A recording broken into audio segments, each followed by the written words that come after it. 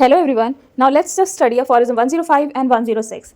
Basically aphorism 105 से 145 में हम drug proving की बात करेंगे. Now let's see what is there in aphorism 105.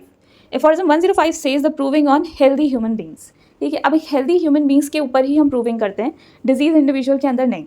क्यों? बिकॉज होम्योपैथी वर्क करती है सिमिलिया सिमिलिबस क्यूरेंटर के ऊपर. अब हम जब हेल्दी पर्सन के ऊपर अपना मेडिसिन चेक करेंगे तभी वो डिजीज़ प्रोड्यूस करके हमें बताएगा ना कि उस मेडिसिन के अंदर क्या क्या सिम्टम्स शो होते हैं, राइट. अगर हम डिजीज़ इंडिविजुअल के ऊपर वो चेक करेंगे तो डिजीज़ इंडिविजुअल के पास तो ऑलरेडी सिम्टम्स है, उसको हम देंगे तो पर्सन क्योर हो रहा है, राइट. तो हम प्रूविंग करने के लिए हमेशा एक हेल्दी इंडिविजुअल को चूज़ करते हैं. Now let's just dive in. To know what a medicine can cure, we must first observe what it can cause in a healthy person. अब एक मेडिसिन जो है वो क्या क्योर कर सकती है, इसके बारे में जानने के लिए हमें हमेशा पता होना चाहिए कि वो क्या कॉज कर सकती है, ठीक है. Because only then can we know its true power and real effects on the body. उसके बाद ही हम जान सकते हैं कि एक मेडिसिन की ट्रू पावर क्या है और उसके क्या क्या इफेक्ट्स होते हैं हमारी बॉडी पे. ना एक एक्सप्लेनेशन देती हूँ मैं इसका. इमेजिन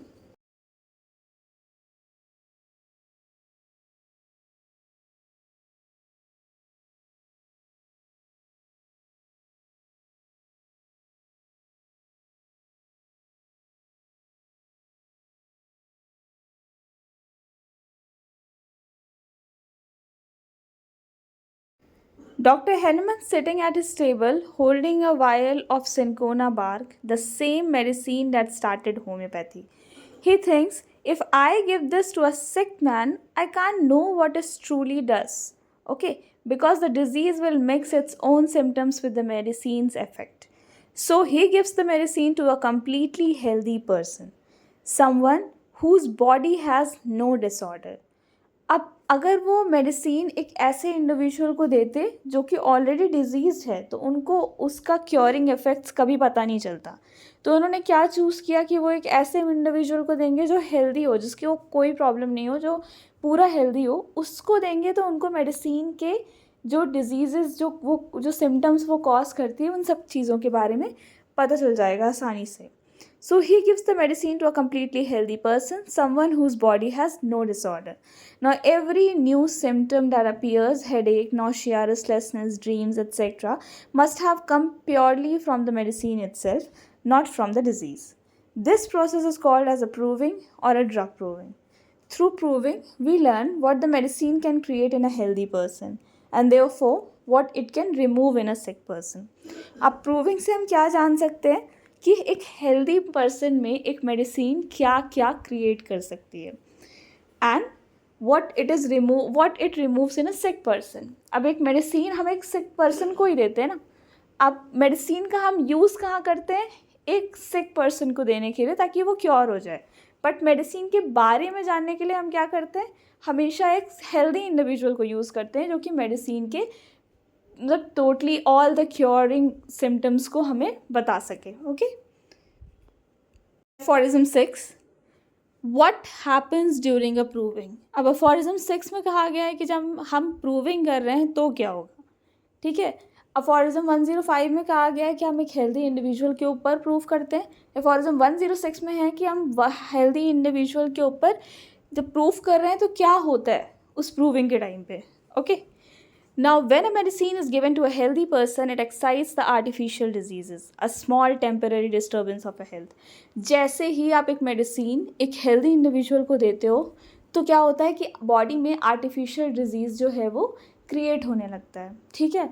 अब ऑलरेडी एक पर्सन जो डिजीज़ होगा उसकी बॉडी में नेचुरल डिजीज़ क्रिएट हो चुका होगा, फिर वो आर्टिफिशियल डिजीज़ जो हम मेडिसिन के थ्रू देते हैं वो जाता है और फिर वो स्ट्रॉन्गर इफेक्ट का होता है. फिर वो जो नेचुरल डिजीज़ क्रिएट हुआ है उसको हराता है, वाइटल फोर्स वापस से अरेंज होता है और बॉडी जो है वो क्योर हो जाती है. इसके बारे में हम अफोरिज्म 1 से लेकर अफोरिज्म 27 में सब कुछ पढ़ चुके हैं, राइट. ये प्रोसेस होता है. अब अभी क्या हो रहा है? अभी इस अफोरिज्म में क्या हो रहा है कि बॉडी जो है वो क्योरेटिव फॉर्म में आ रही है. कैसे? मतलब बॉडी के अंदर आर्टिफिशियल डिजीज़ क्रिएट हो रहा है.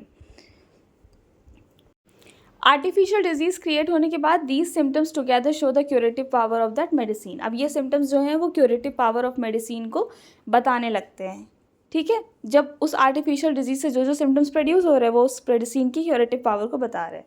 अब इसका एक एक्सप्लेनेशन देखते हैं. Let's continue our story. कौन सी वाली स्टोरी? हैनेमन की स्टोरी. कौन से एक चीज़ की प्रूविंग के टाइम पे? सिंकोना बाग की प्रूविंग के टाइम पे. Okay, now the healthy volunteer takes a dose of belladonna. एक हेल्दी वॉलंटियर है, हेल्दी इंडिविजुअल के ऊपर हम चेक कर रहे थे, फॉर 105 में पढ़ा. तो हेल्दी वॉलंटियर के ऊपर जब हम चेक कर रहे हैं, उसने मेडिसिन ली बेलाडोना. ठीक है. Now, after some time, he feels dryness in the throat, dilated pupils, restlessness and high temperature. Belladonna क्या क्योर करता है? क्या क्योर करता है?